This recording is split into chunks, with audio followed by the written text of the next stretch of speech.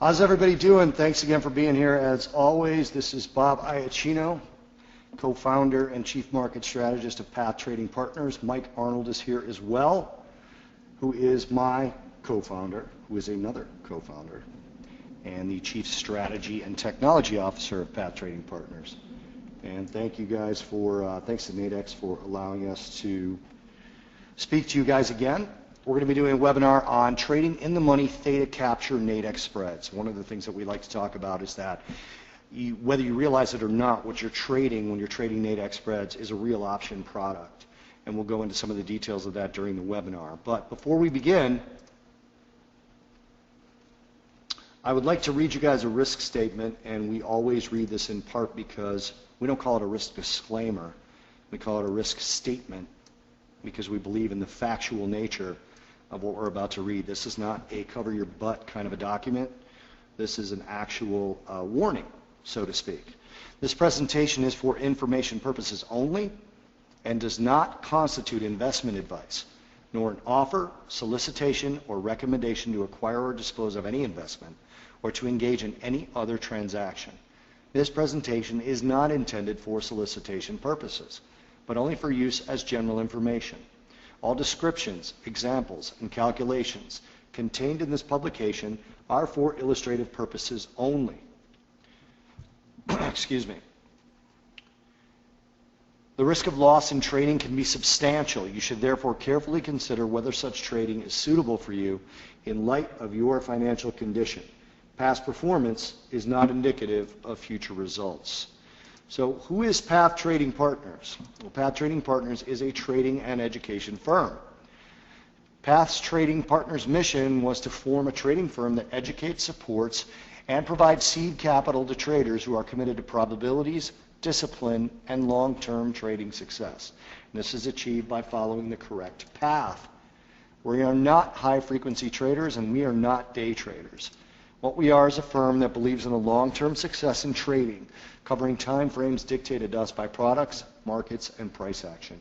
If you're a return webinar attendee to our presentations, we always read this slide, and it's really the last line that matters. We don't try to impart what we want to happen onto the market. We don't say, I want to trade the 15-minute chart. We don't say, I want to be a gold trader. We allow the markets to give us what it's going to give us based on price action, and we take what the market is willing to give us. That's it. We don't try to sort of bend the market to our will. We find what the market is giving us, and we take it. Mike Arnold is a 24-plus year market veteran. He has been teaching traders online and in person for 10-plus years. He's currently a strategy and development consultant to multiple hedge funds. He's done that for years. I kid around all the time that Mike is a professional devil's advocate. Hedge funds will develop a system, and then they will call Mike in to break the system, to find the flaws in the trading system. He's a former options market maker on multiple exchanges. He has traded in Chicago, New York, Switzerland, and Canada, and he is the current head of technology and trading system development for Path Trading Partners. That's me up in the corner with Becky Quick. I've spent the last 24 years in the commodities, futures, and forex markets, and I've been teaching and mentoring traders live and online since about 2002. I have been an analyst, a prop trader, and a fund of hedge funds principal, as well as being a member of the investment committee of that fund of hedge funds, and that's where I provide value to you guys because I've vetted and analyzed thousands, virtually thousands, of performances by hedge funds and CTAs. I've appeared on CNBC, Bloomberg, Fox, and basically every channel there is. I still appear about 5 to 10 times per month. It's winding down as the trading floors disappear, where they do less and less from Chicago. But the next time I will be on will be 11:30 Central Time tomorrow, 12:30 Eastern Time on CNBC. And I continue to, I've done well over 700 interviews, but I don't really care too much about that. So let's talk about what we talked about in a prior class. Well, in a prior class, we covered the concept of moneyness and classifying a spread as either in the money, at the money, or out of the money. And we taught the concept of spread premium and looked at how to determine both intrinsic value and extrinsic value. and we taught the Greeks, what they are and how they apply to Nadex spreads. If you want to see where that stuff is at, all you have to do is the following. I'll show you some of my bookmarks there, but you go to nadex.com, all right, pretty simple. And then you go to the Learning Center and you go to Webinar Archives. And it's my preference that you filter by presenter and you go to Path Trading Partners. And you can see basically our trading plan webinars, our 10 rules of trading. And then you can see trading spreads at the null point, understanding Nadex spreads and price theory, understanding their construct rather, binary option webinars. In here, we got 3 pages of them. In here is where we put together all that stuff that we're talking about in this particular slide here, in the prior classes slide.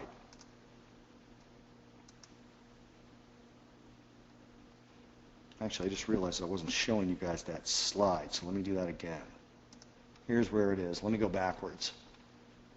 So essentially, here we are at nadex.com. Here we are at the Learning Center, Webinar Archive, and again, filter by presenter in order to get to Path Trading Partners. Here's the At the Money spreads where we talked about classifications a little bit. And then again, there's 3 pages of them in here. You go all the way to page 3, and you'll see the Greeks. And here you'll see Introduction to the Greeks. Here you'll see Understanding Option Moneyness with Nadex Spreads. That's where all of that stuff is that we talk about on this particular slide.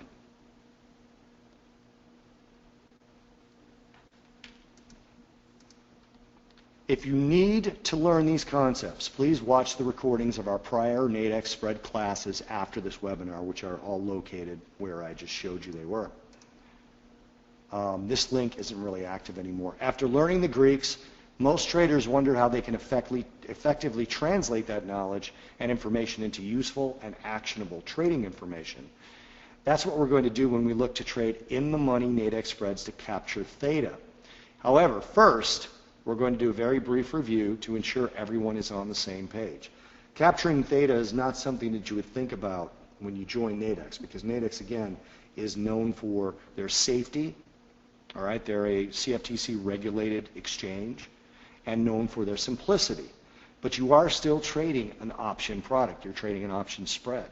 So there are ways to trade them that might sound complex, but actually are pretty easy to grasp if you're willing to spend the time learning how they operate. So in a prior class, we reviewed the situations where a trader should consider trading a Nadex spread at the money and at the null point. If you looked at the page I showed you, you saw the null point webinar. Please watch those classes if you have not seen them yet. They will complement this class and help you become a more complete spread trader. But in this class, we're going to investigate trading a Nadex spread that is in the money via Theta Capture. So in the money Theta Capture, we refer to a Nadex spread being in the money at the Theta Capture point when the price of the underlying is trading at the ceiling point when you're trading the spread long. Conversely, if the price of the underlying is trading at the floor price when trading the spread short, we consider it as well to be in the money with Theta Capture possibility. From this point, we'll refer to in the money with Theta Capture as ITM TC. Okay, you're capturing theta when a spread is in the money. So in the money Theta Capture is ITM TC to make this a little simpler going forward. So if the US 500 is trading at the ceiling price of 1940, then we consider the spread to be trading in the money Theta Capture or ITM TC. Here you can see the screenshot. 1900 to 1940, the underlying price is at 1940. Where this yellow area is in this particular picture, this particular example, the ceiling price, that's ITM TC right here. Conversely, if the US 500 is trading at the floor price of 1900, then we consider the spread to be trading in the money Theta Capture. So again, same spread. You can see none of this applies, none of the red here applies. You get to the ceiling, or the floor price rather, of 1900, then you're talking about in the money Theta Capture if you're trading it short.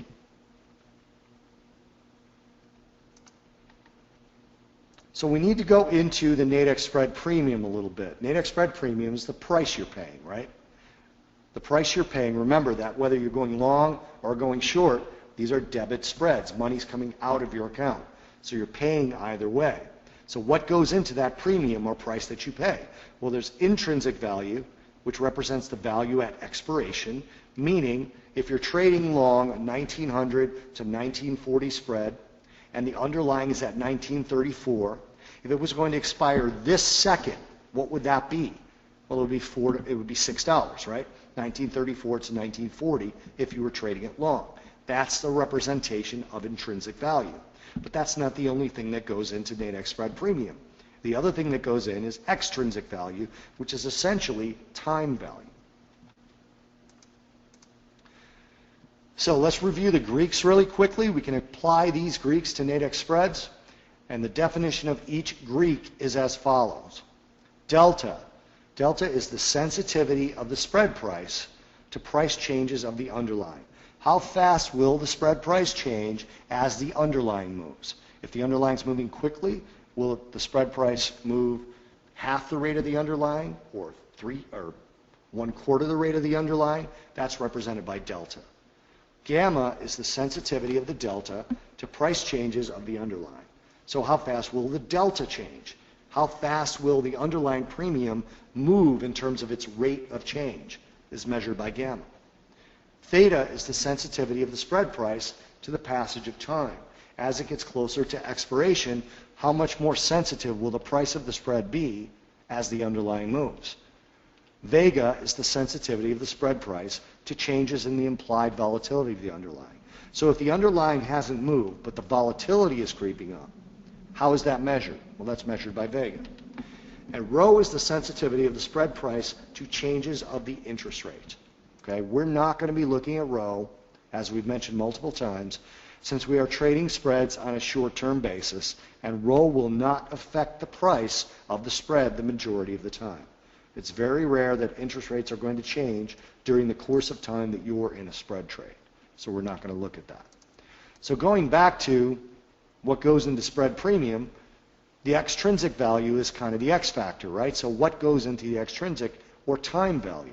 Well, it's the time until spread expires, which is theta, and the volatility of the underlying, which is vega. In traditional options, you'd be looking at rho as well, okay, but it doesn't matter for this particular case, again, because the vast majority of the spreads that you're going to go into, all right, are not going to be affected by any interest rate changes. So I'm going to turn it over to Mike now for the rest of this, and I'll be back in a little bit to talk to you guys again. Great. Thanks, Bob, for that great introduction. Welcome, everybody. Thanks for being here. Let me know when I have the keyboard, Bob.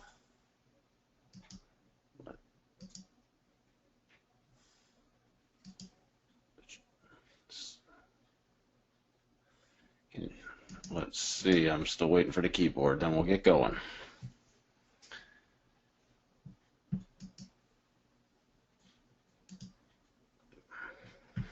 Bob, can you give me the keyboard, please?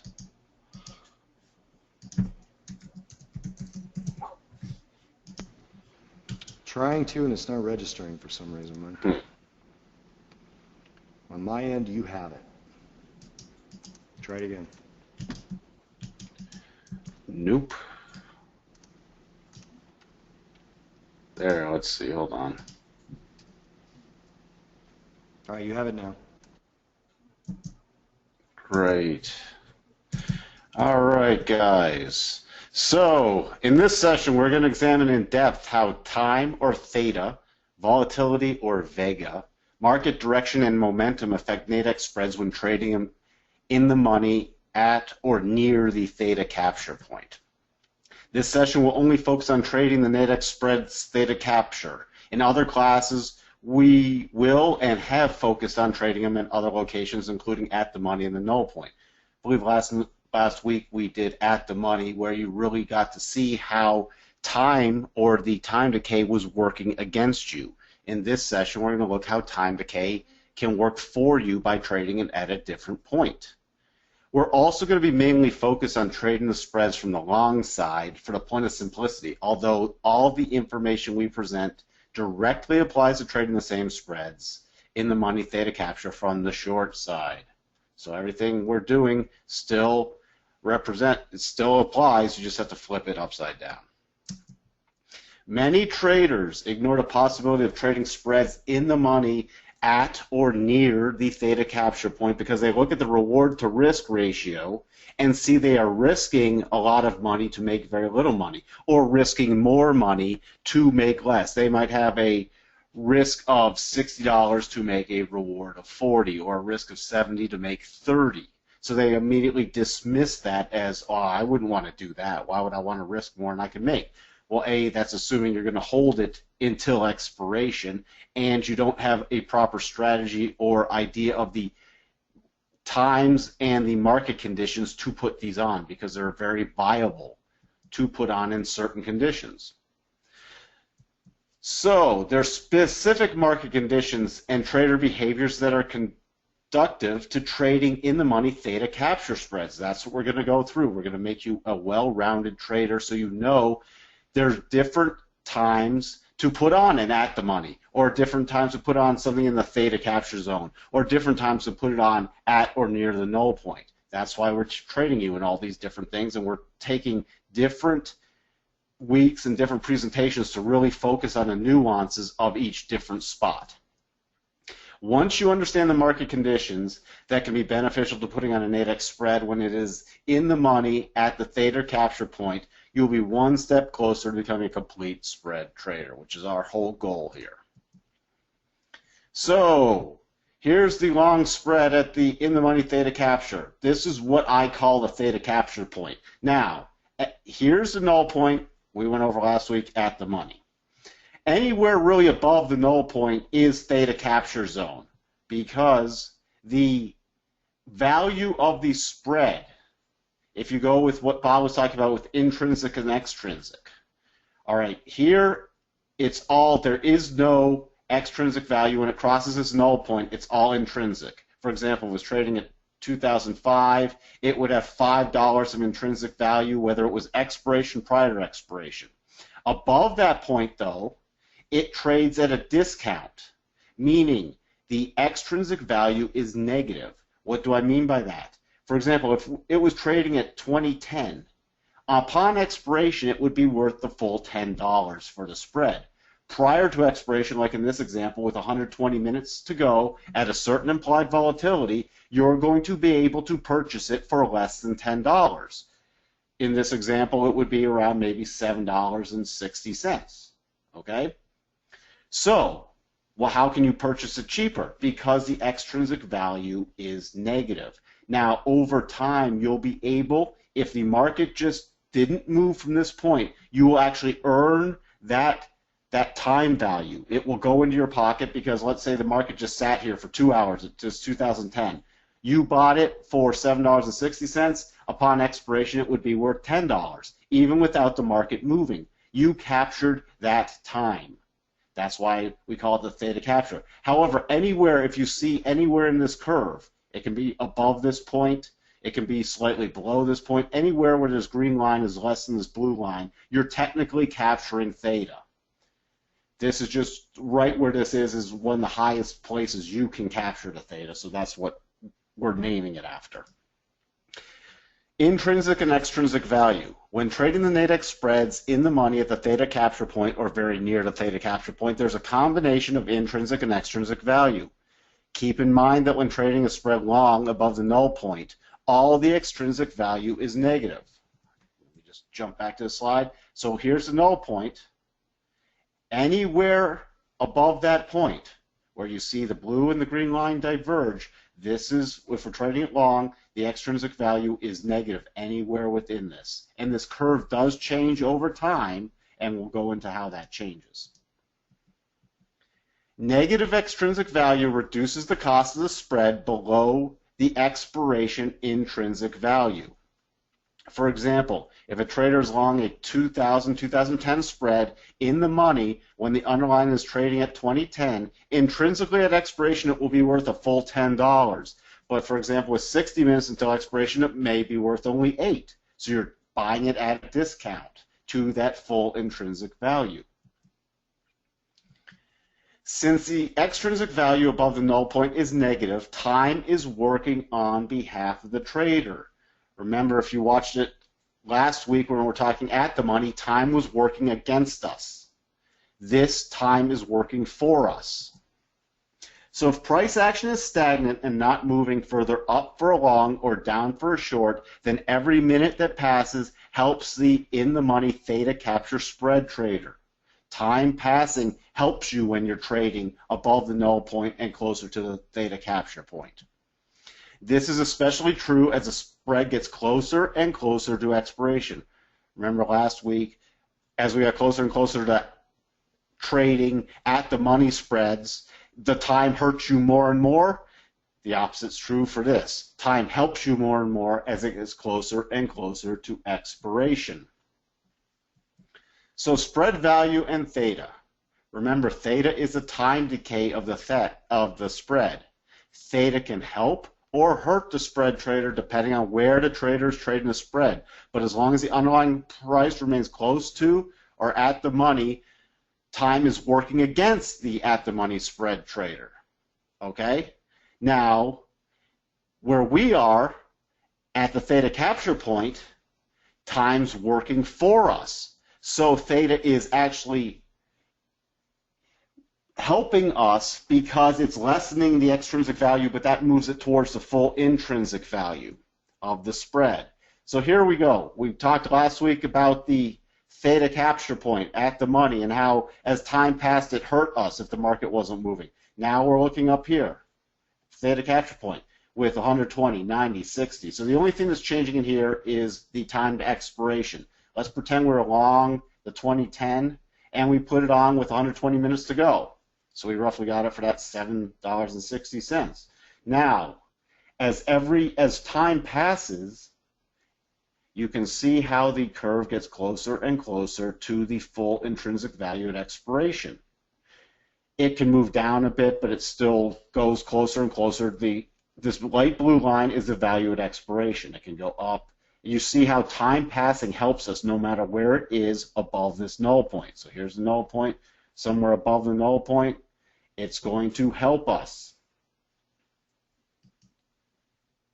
Here's a graph of just theta. So for example, with 15 minutes to go, if we're trading right at this 2010, theta is positive. So you're taking an extrinsic value that's negative and you're adding positive to it, so that's reducing the amount of negative. That's how theta is working for us. If we were down at the money, you see it's negative, that's how it hurt us. It was actually subtracting value. This is adding value. Here's the null point. Anywhere above the null point, if you're trading it long, time passing is helping you. It's helping you the most at what we call the full theta capture point, which is at the ceiling price for a long. Remember I said how it accelerates into the expiration time. So if we're trading at the money, it starts getting more and more negative. It starts hurting you more and more. At the theta capture point up here, it starts helping you more and more. For example, with 120 minutes to go, we're down here. It's helping you a little. 90 minutes to go, it's helping you a little more. 60 a little more.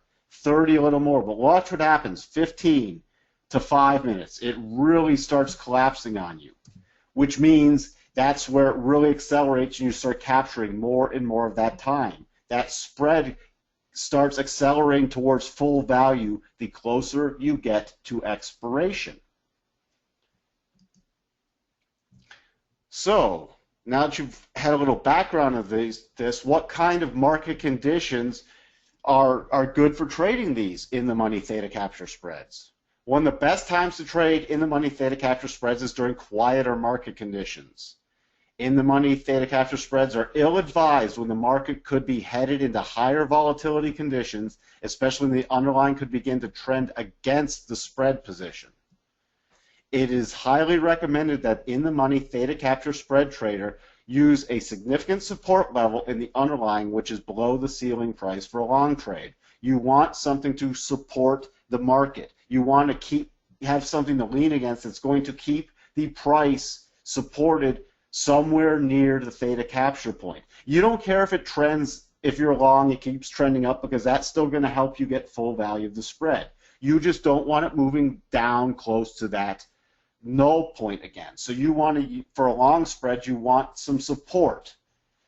Okay, for example, let's say we trade above a horizontal support level. We break out above that, and we're using that. Remember, if you traded and you've heard many webinars, support, prior resistance becomes support, prior support becomes resistance. So it breaks above a prior resistance level, it becomes a support level. And then we're going into quiet market conditions. So if the market's going to support it,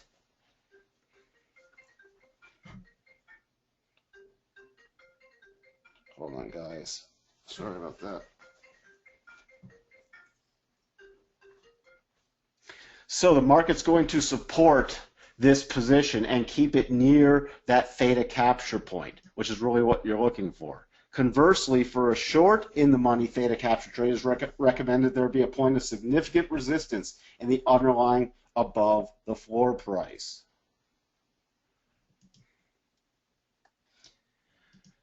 So these support resistance levels are a good idea because they provide proven areas that the underlying should not trade beyond, thereby keeping the probabilities that the underlying is trading near that theta capture price. That's really what you're looking for. These levels also provide the trader with a level that, should it be broken by the underlying, signals to the trader that they should close out the in-the-money theta capture spread trade. Remember, I said, your reward to risk isn't going to look as good on paper when you put this on. You might be attempting to make $25 and risking $75. But you're not really, because if that key support level is broken, for example, for the long trade, you're going to get out. You might have only risked $20 to make $25, which gives you a reward to risk of greater than 1 to 1.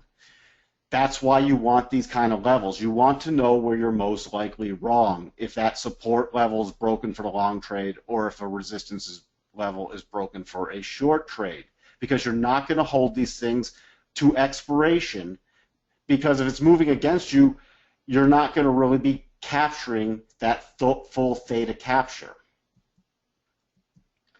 Slowly trending markets or stagnant markets are ideal for placing in-the-money theta capture trades. It doesn't matter if they're slowly trending in your direction. You don't need them to be moving fast. We've all seen these markets that just creep higher or lower. Well, you get on a market that's just creeping higher and really going into slow conditions, and it's just moving really slowly, giving you time to really capture that theta. And if it's moving up for a long trade, that's fantastic. It's just going to help you capture that full value of the spread even faster. So if it is a slowly trending market, then you want the underlying should be slowly trending in the direction of the trade. You don't want it slowly trending against you. That's not what we mean by slowly trending. It's got to be stagnant or slowly trending in the direction of the trade. That's up for a long or down for a short.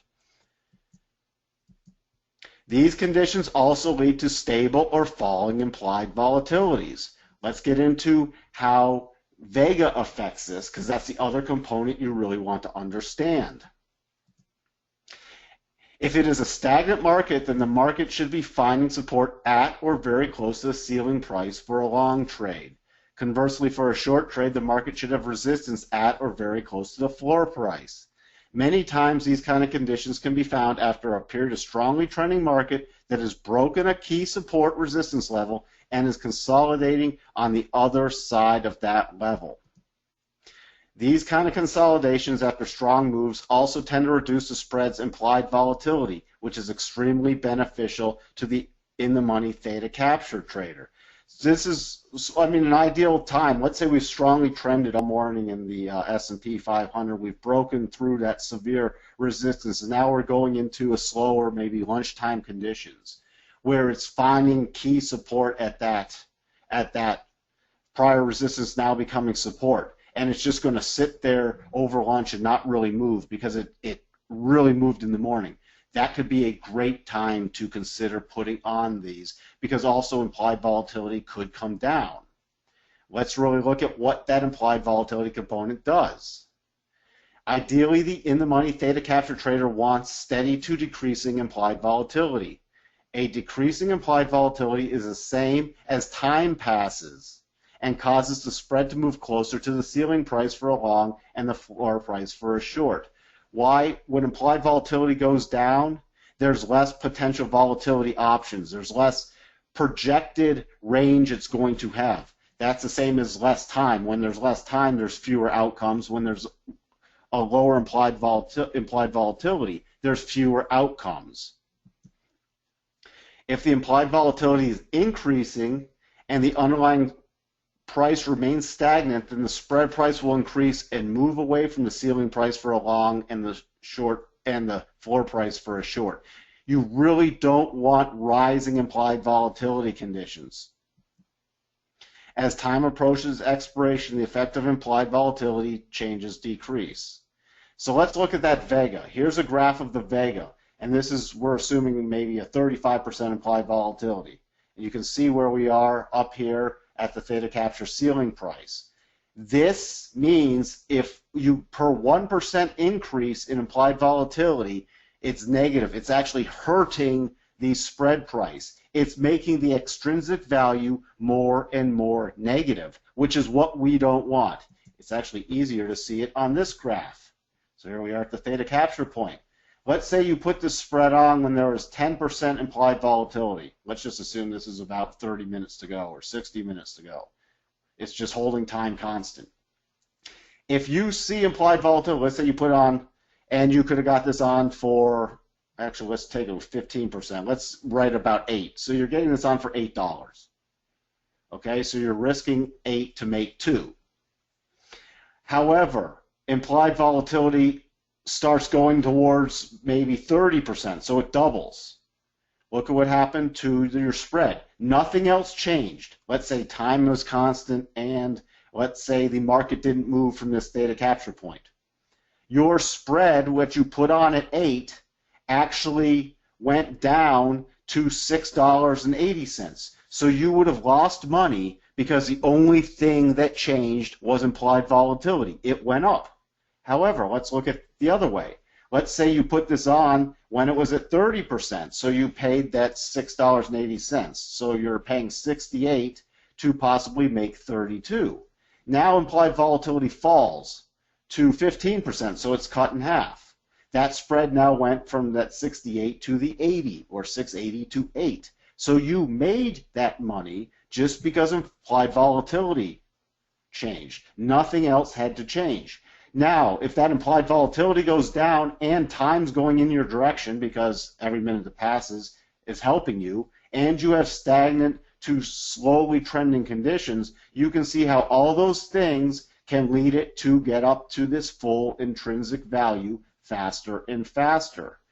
Those are the kind of conditions you really want. And you don't have to put it on exactly here. Anywhere right in this area is going to be beneficial to you. See how if you put it slightly below the full Theta Capture point, maybe like at 2008.5, and implied volatility goes from 35% to 15%, you are still capturing that implied volatility also, and you're capturing that time. So if you get it on somewhere 2008, you get a slight trend upwards. Let's say you have major support right here, right around 2008, and you can get this on when it's at, maybe it's broken through it, it's come back to support, you get this on, and then it starts slowly trending upward again.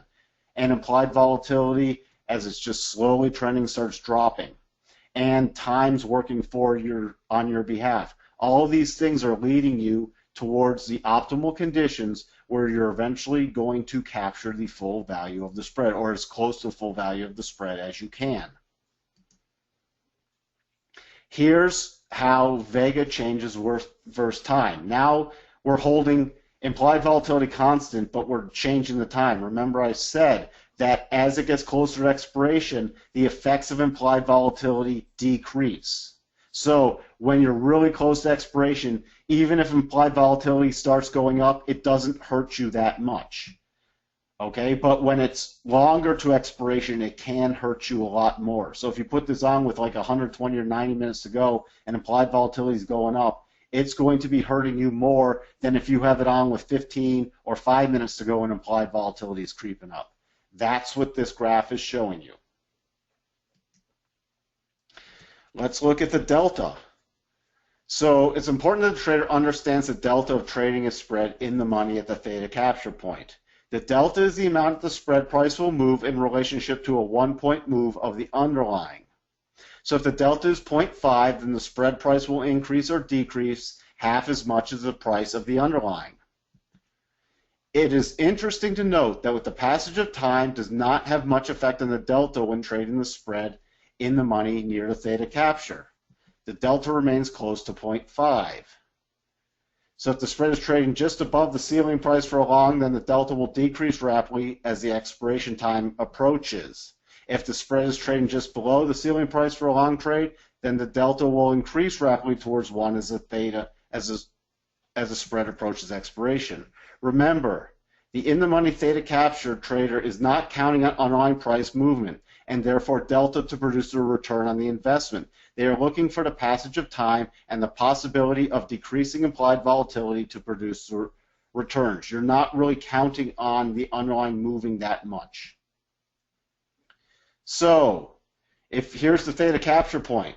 See, no matter what time you have till expiration, your delta is right around this 0.5. It can range from maybe 0.45 to 0.5 to 0.52, but it's not moving that much, okay? Depending on how much time expiration there is. So that's not really what you're looking for to produce your returns. You're looking for either decreases in implied volatility or stable implied volatility, stable underlying, and the time just decreasing and getting closer and closer to expiration.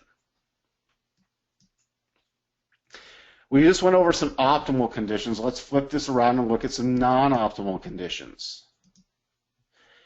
So we are not looking to trade these in-the-money theta capture spreads in very busy market conditions where implied volatility is rising and price action could move quickly against the established trading position.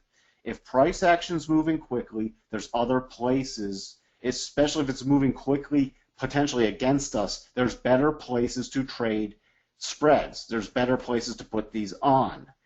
This would not be the optimal. We want slow or stagnant conditions. We are not looking to enter these spreads with a lot of time until expiration, especially if stable non-trending market conditions could change. For example, let's say it's stagnant. Let's say you're putting on the spread right before the opening of the S&P 500. Probably not the best time to put it on, especially if it could start trending against you, or if we get really busy conditions where implied volatility could raise. Going into a report would be really bad. Traders looking to establish these kind of positions going into significant news events or report releases that can lead to spikes in volatility and rapid underlying price movement. That can hurt you. You want these stable conditions, not fast-moving conditions. Fast-moving conditions, you might be trading them either at the null point or at the money. These kind of situations are better suited for the at-the-money and null point spread trades. Some examples of when we would not consider putting on in-the-money theta capture spread trades. Like establish one of these theta capture crude oil Nadex spreads that expires at 11 a.m. when, let's say, we're putting it on at 10:20 before the release of the crude oil inventories. All right? Because why? A lot of times implied volatility will start going up into the inventories. Even though price is stagnant and, let's say that's now your implied volatility moving against you. Putting on an in-the-money theta capture US 500 spread that expires at 4:15 p.m. at 8 a.m. when non-FAR payrolls is due to be released at 8:30. Why? You're going to get a lot of market movement probably off of that. You're better to wait until something. Now you have all day. You're trying to capture theta all day. You're better to wait for non-FAR payrolls to come in. You're better wait for it to establish maybe a trend, even if it's a slow trend or a non-event, then put this kind of theta capture with less time to go until expiration. That would be optimal. Putting it on at 8 a.m. for a 4:15 expiration when there's a big number coming out is non-optimal. Let me turn this back over to Bob, and he can go through an optimal example. Thanks, Mike. So you just covered non-optimal pretty well. So let's talk optimal, as you just said. So conversely, here are some optimal conditions when a trader may consider an ITM TC spread trade in the money theta capture. The underlying has moved the expected true range distance and is consolidating just above a major significant level. Implied volatility is still relatively high and beginning to fall, and there is nearly 2 hours left in the trading day. Let's review a path trading setup that would be suitable for trading an in-the-money theta capture Nadex spread. So we're talking about a long in-the-money theta capture trade now. The S&P 500 has traveled just beyond the expected true range of the day. Trade is triggered on second retest of a major significant level. Again, significant level is a path trading technique that we teach where you find these significant levels. So we've gone through the expected true range, we've come back down through, and we're testing that significant level a second time, and implied volatility is falling as well. The trade is initiated by lifting the offer on the US 500 1975 to 1985 spread with 1 hour and 54 minutes remaining, which you can see right here. Okay, so we lift the offer on this particular trade. The maximum risk on the trade is 72.80. The potential reward is 28.80. Now this again, for a lot of you guys may seem like, well, why would I ever do that? Well, again, conditions are optimal to do this kind of a trade. And we're not the types of traders that would ever leave that on all the way to full risk anyway, although that does happen where there's some sort of price explosion and you still know that your maximum risk, as per one of the advantages of trading at Nadex, is 72.80. If the S&P 500 moves below the 1980 level, the trade will be exited immediately, as I just stated. Now, can things go haywire and can you lose more than you would want to below that 1980 level? Of course, that can happen. But this is something that, you know, we're trading optimal condition for this particular type of trade. So the probability is that we'll be able to capture this theta. The trade has 1 hour left and the S&P 500 is remaining above our significant level. Again, you can see the particular trade continues to increase in that area. Here's the significant level. Moving stop up to 1282.50 now from the 1280 we mentioned in the earlier slide as time goes on. The trade has 40 minutes left to expiration now, and the S&P 500 is still remaining above that level. It's pulling back toward the level again, but again, it's still remaining above that level, and it's trading at approximately 1985.90. Notice how the spread that we entered at 1982.80 is now trading at 1984. Price didn't move that much, and at the current level, it's actually coming back down towards your long area, but you've actually gained, right, a couple of dollars on this thing. About $4 of the gains have come from the gain of the underlying, and the rest has come from time decay. All right, that's the key right there. The rest of it has come from time decay.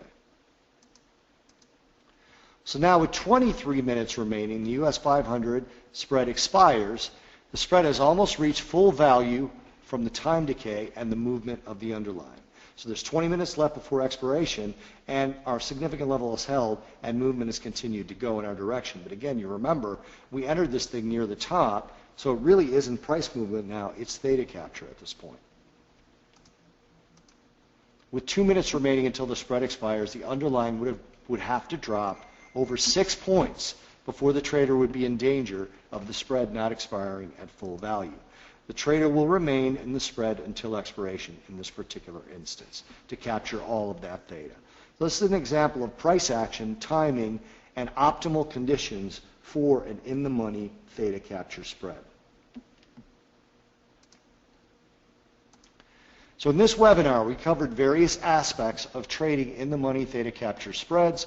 We examined how some of the Greeks affect the spreads, and we also looked at the optimal and non-optimal market conditions, which can help a trader determine when to trade the spread in the money theta capture. As always, you'll probably need to review this information multiple times and then determine how this information can work to further help you successfully trade in the money theta capture spreads with your trading strategies. We always warn you guys that you need some sort of strategy. You're not just going to want to randomly trade these things. As we showed in the example, there was an actual trade set up on the charts that caused us, along with the optimal conditions, to take this particular trade that we used as an example. So an in-depth look at spreads in the Greek. This concludes our three-part series looking at trading Nadex spreads at the money, at the null point, and in the money for Theta Capture. Again, you find those in the archives. These webinars are archived, so if you missed any of the three parts, please go back and watch the recordings. We did not cover every place a trader could initiate a spread trade, but we covered three major areas. And using the information provided, a trader can now determine approximately how their proposed entry will behave using the provided information on the Greeks and the characteristics of the spread. This was our goal, okay, is to give you guys three major plays on the spreads so that you're not always just looking at your order ticket and saying, okay, this is lower risk than reward. I'll take this one when the conditions are not actually optimal for those kind of trades to be taken. So if you could, follow us on Twitter at @path_trading, like us on Facebook, and visit us at pathtradingpartners.com. There's free stuff for you guys to sign up for. We'd love it if you would join us and purchase a course, but if you don't, we would just love to have you guys on our list. We don't mail out all that often. As a matter of fact, it's almost never. We only mail to you guys if we have something new coming up or on the outside chance that there's somebody important who's putting something out or somebody that we have actually vetted. Also, please listen to our podcast, The Money Path, which can be found on our website. It'll be one of the top links when you go to pathtradingpartners.com. We talk about a lot more than just futures products and commodities and spreads and binaries. We talk about everything. And also all of our blogs can be found there as well. We're happy to stick around for any questions if you guys have them. I'll leave the questions box open for a little bit. And if you guys have any questions, now would be the time to ask them.